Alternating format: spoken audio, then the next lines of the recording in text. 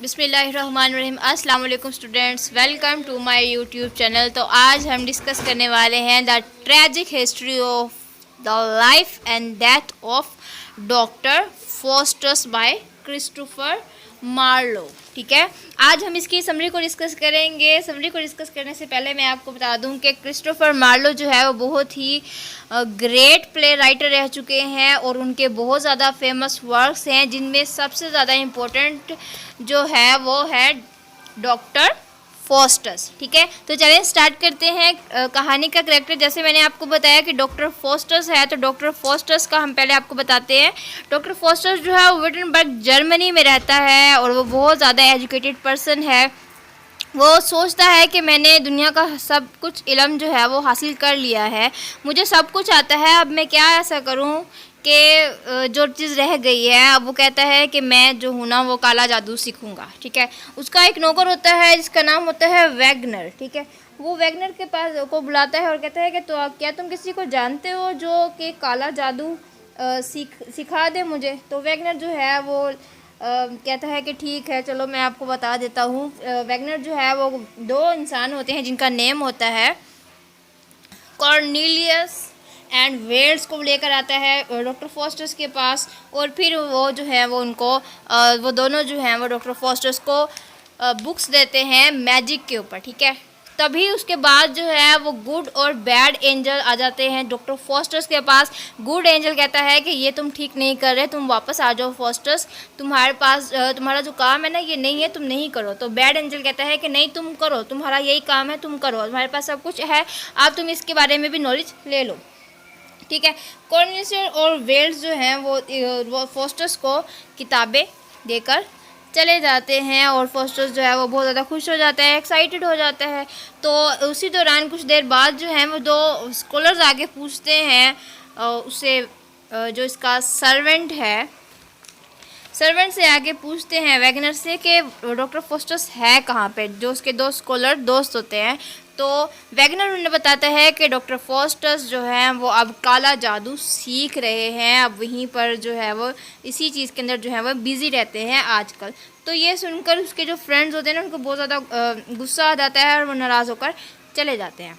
अब doctor fosters जो है वो बुलाता है मेफिस्टोफेलिस को और कहता है कि तुम जो है वो मेरा हुक्म मानो। मेफिस्टोफेलिस कहता है कि नहीं, मैं लूसीफर के लिए काम करता हूँ, मैं तुम्हारा हुक्म नहीं मानूंगा। वो कहता है कि नहीं, तुम मेरा जो है वो काम करो, मेरा हुक्म मानो। ठीक है, फिर वो कहता है कि नहीं, मैं तुमसे जो है वो मैं तुम्हारा मतलब हुक्म नहीं मानूंगा, मैं तुम्हारे सवालों के जवाब जो है वो मैं दे सकता हूँ। ठीक है, उस टाइम जो है वो डॉक्टर फॉस्टर्स पूछता है कि ये हेवन और हेल जो है वो किसने बनाई है।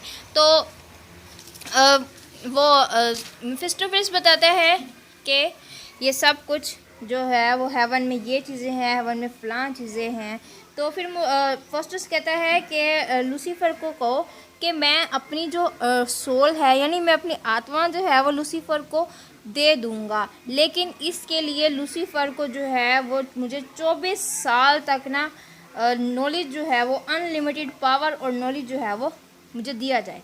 तो ये सुनकर मेफिस्टोफेलिस चला जाता है कि मैं बात करूँगा। ठीक है, मेफिस्टोफेलिस चला जाता है, बाद में मेफिस्टोफेलिस आता है। डॉक्टर फॉस्टर्स सोचता है कि वो गलत कर रहा है, उससे माफ़ी मांग लेनी चाहिए।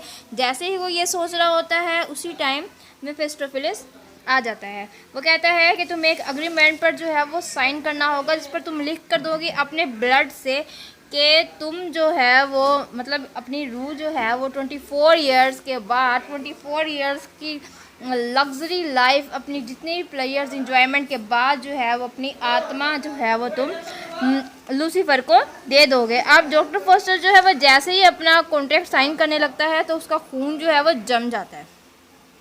जैसे ही उसका खून जम जाता है तो मीन्स ये एक साइन होता है कि तुम मतलब ना करो ये काम। डॉक्टर फॉस्टर्स फिर सोचने लगता है, लेकिन जल्दी से मेफिस्टोफेलिस कोयला लेके आता है, मीन्स कोयला सुलगाता हुआ कोयला होता है, जल रहा होता है, आग होती है। तो जैसे ही उसकी तपिश पड़ती है वो खून जो है वो पिघल जाता है और डॉक्टर फॉस्टर्स जो है वो साइन कर देता है।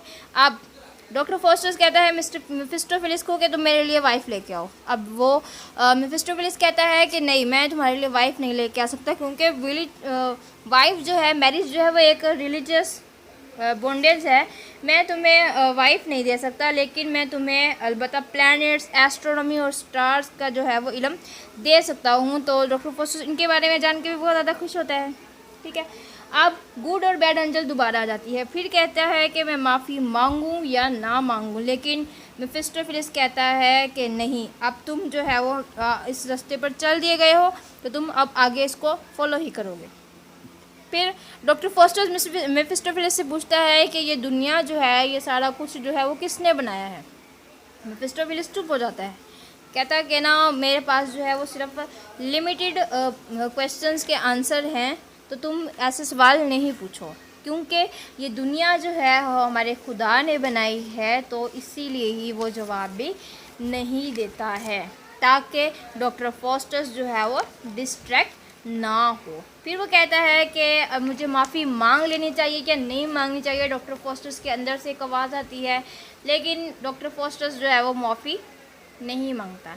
ठीक है, उसके बाद लूसीफर आता है, वो कहता है कि तुमने जो है वो मेरे साथ डील कर ली है, तुम्हें जब पता है कि तुमने मेरे साथ कॉन्ट्रैक्ट साइन कर लिया है, तो तुम माफ़ी नहीं मांगोगे और तुम अपनी आत्मा मुझे दे दोगे। ठीक है, फिर मेफिस्टोफेलिस जो है वो डॉक्टर फोस्टस को वर्ल्ड टूर पे लेके जाता है, जहाँ पर रोम के मोनूमेंट्स को देखकर डॉक्टर फोस्टस बहुत ज़्यादा इम्प्रेस होता है, खुश होता है। फोस्टस जो है वो मजाक भी बनाता है पोप का, वापस आता है। फिर जर्मनी में एम्पर चार्ल्स फिफ्थ जो है वो डॉक्टर फोस्टस को दावत देता है कि वो इस कोर्ट में आए। वहाँ पर जो है वो डॉक्टर फोस्टस अपनी स्किल्स दिखाता है, अपना काला जादू दिखाकर लोगों को बहुत ज़्यादा इम्प्रेस करता है। वहाँ के एक नाइट जो होता है ना, उसको डॉक्टर फोस्टस का जादू जो है वो पसंद नहीं आता, वो कहता है कि मतलब ये क्या है। फिर डॉक्टर फोस्टस जो है वो उसके सर के ऊपर जो है वो सींग उगा देता है, मीन्स इंटरटेनमेंट के लिए, हंसाने के लिए। उसके बाद एक और हॉर्स राइडर होता है, वो भी मजाक उड़ाता है, तो उस हॉर्स राइडर को जो है वो डॉक्टर फोस्टस पानी के ऊपर चला देता है और फिर घोड़ा गायब कर देता है। तो उसको इस काम करने में ना डॉक्टर फोस्टस को बहुत ज़्यादा हंसी आती है, फ़न आता है, मतलब इंटरटेनमेंट के लिए। फिर ड्यूक ऑफ वैन हॉल्ट जो है वो उसको बुलाता है डॉक्टर फोस्टस को, वो कहता है कि हमारे लिए ना भाई अंगूर लेकर आओ, ये गर्मी का मौसम है, गर्मी सर्दी का मौसम है, लेकिन अंगूर जो है वो नहीं मिल सकते। फिर भी डॉक्टर फोस्टस जो है वो जादू करके अंगूर ले आता है। ठीक है, फिर ड्यूक ऑफ वैन हॉल्ट जो है वो बहुत ज़्यादा इम्प्रेस हो जाते हैं, खुश हो जाते हैं। इसके बाद ऐसे ही करते करते सारी जो 24 ईयर्स जो होते हैं डॉक्टर फोस्टस के, वो गुजर जाते हैं। डॉक्टर फोस्टस की जब आखिरी साल होता है, तब वो वैगनर के नाम जो है वो अपनी सारी संपत्ति लिख देता है, सारे अपनी जितनी भी जायदाद, जितना भी माल जो होता है वो लिख देता है। वो कहता है कि अब तो मैंने मर ही जाना है, तो क्यों ना मैं अपना सारा कुछ जो है वो वैगनर के नाम लिख दूँ, क्योंकि वैगनर ने जो है वो बहुत ही ज़्यादा इसकी खिदमत की होती है, इसके ऑर्डर जो हैं वो माने होते हैं, वो पूरी ज़िंदगी उसके साथ रहा होता है, इसलिए उसके ऊपर उसी के नाम सारी दौलत जो है वो डॉक्टर फोस्टस लिख देता है। और फिर हेलेन की स्पिरिट मांगता है। तभी एक बूढ़ा आदमी आके कहता है कि माफ़ी मांग लो, लेकिन वो कहता है कि हाँ मैं माफ़ी मांग लूँगा। मेफिस्टोफेलिस आके कहता है कि नहीं, अगर तुमने माफ़ी मांगी ना फोस्टस, तो मैं तुम्हारी जान ले लूँगा।